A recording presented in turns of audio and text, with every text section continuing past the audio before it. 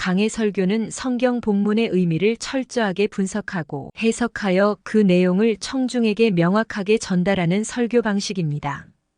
이는 성경 본문의 구조와 내용에 근거하여 설교하는 방식으로 설교자가 자신의 주제나 의견을 중심으로 하는 것이 아니라 성경이 말하고자 하는 내용을 강조합니다. 강해 설교는 본문의 의미를 바르게 이해하고 전달하는 데 중점을 두며 성경 본문의 권위와 신학적 깊이를 존중하는 설교 방식으로 평가받습니다. 강해 설교의 정의와 목적. 강해 설교는 특정 성경 본문을 선정하여 그 본문이 가진 의미를 정확하게 해석하고 이를 토대로 설교자가 성경의 메시지를 명확하게 전달하는 설교 방식입니다. 강해라는 용어는 해석하다 또는 해설하다는 의미를 가지고 있으며 성경 본문의 세부적 의미를 드러내고 본문의 핵심 메시지를 청중에게 전달하는 것을 목적으로 합니다. 강해 설교는 설교자가 본문을 읽고 본문의 문맥과 역사적 배경, 그리고 본문이 전하는 주제를 명확히 파악한 후 그 메시지를 오늘날의 청중에게 적용하는 과정을 거칩니다. 이 방식은 성경의 권위를 존중하고 성경 본문 자체가 설교의 중심에 있어야 한다는 신념에 기반합니다. 목적. 강해 설교의 궁극적인 목적은 성경 본문의 원래 의미를 왜곡하지 않고 본문이 전하는 메시지를 성도들에게 바르게 전하는 것입니다. 설교자는 자신의 해석이 아니라 성경이 말하고자 하는 바를 정확히 전달하려 노력해야 합니다. 이를 통해 성경이 지닌 영적 진리와 교훈을 성도들에게 바르게 전달함으로써 그들이 성경을 바르게 이해하고 실천하도록 돕는 것이 강해 설교의 목적입니다. 강해 설교는 성경 본문에 대한 철저한 연구를 바탕으로 하기 때문에 청중이 성경에 대한 깊은 이해를 돕고 그들의 신앙생활에 실제적인 지침을 제공하는 데에 큰 역할을 합니다. 강해 설교의 원리. 강해 설교를 효과적으로 작성하고 전달하기 위해서는 몇 가지 원리를 염두에 두어야 합니다. 이 원리들은 성경 본문을 해석하고 전달하는 과정에서 설교자가 지켜야 할 중요한 가이드라인입니다. 본문의 중요성 강조. 강해 설교에서 가장 중요한 것은 본문 자체입니다. 설교자는 본문을 중심으로 설교를 전개해야 하며 자신의 의견이나 철학적 사유가 본문을 압도하지 않도록 해야 합니다. 본문이 설교의 핵심이며 설교자는 본문을 철저히 분석하고 그 의미를 파악하는 데 초점을 맞추어야 합니다. 문맥과 배경 고려. 본문을 해석할 때는 반드시 그 본문의 문맥과 역사적, 문화적 배경을 고려해야 합니다.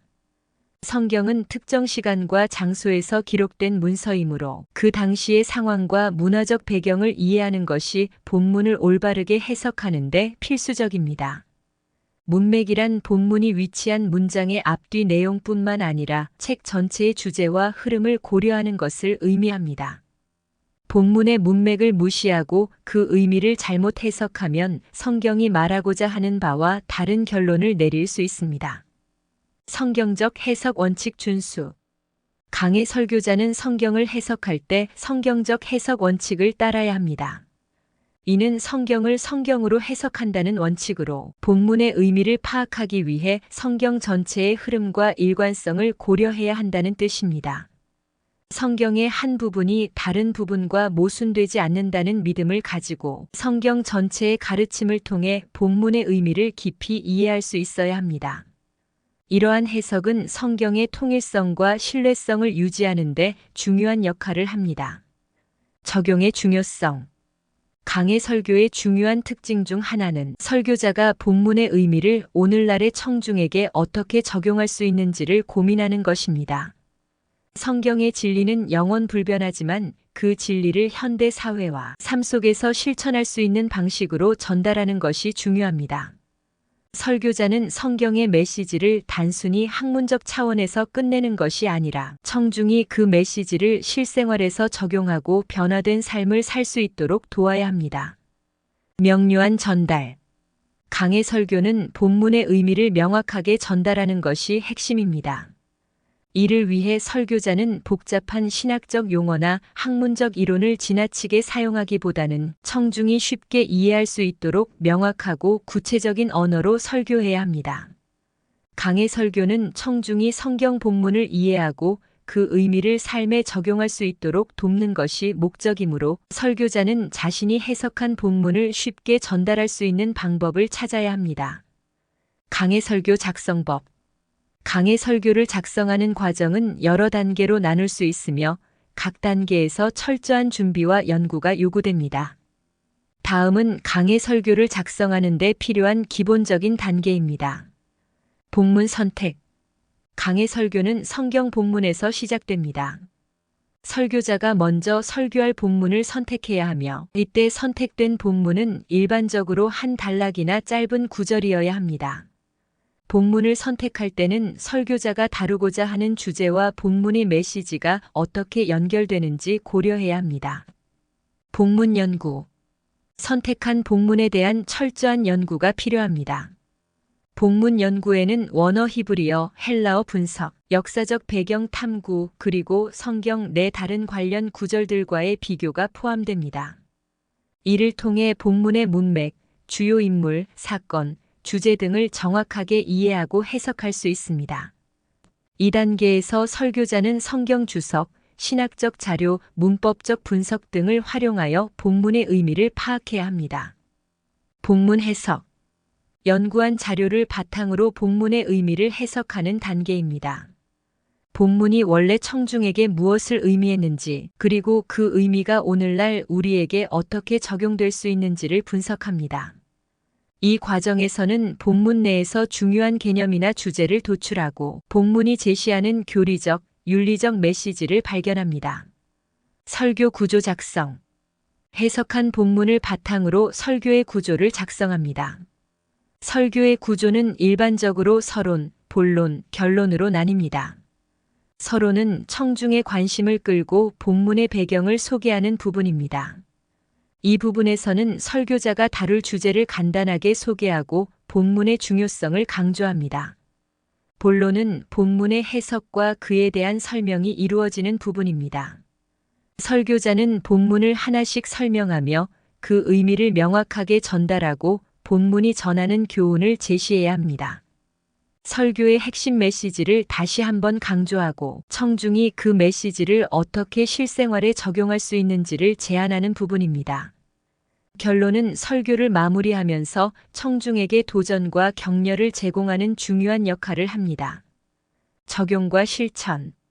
강해 설교는 반드시 적용과 실천을 포함해야 합니다. 설교자는 본문이 청중의 일상생활에서 어떻게 적용될 수 있는지 구체적으로 설명해야 합니다.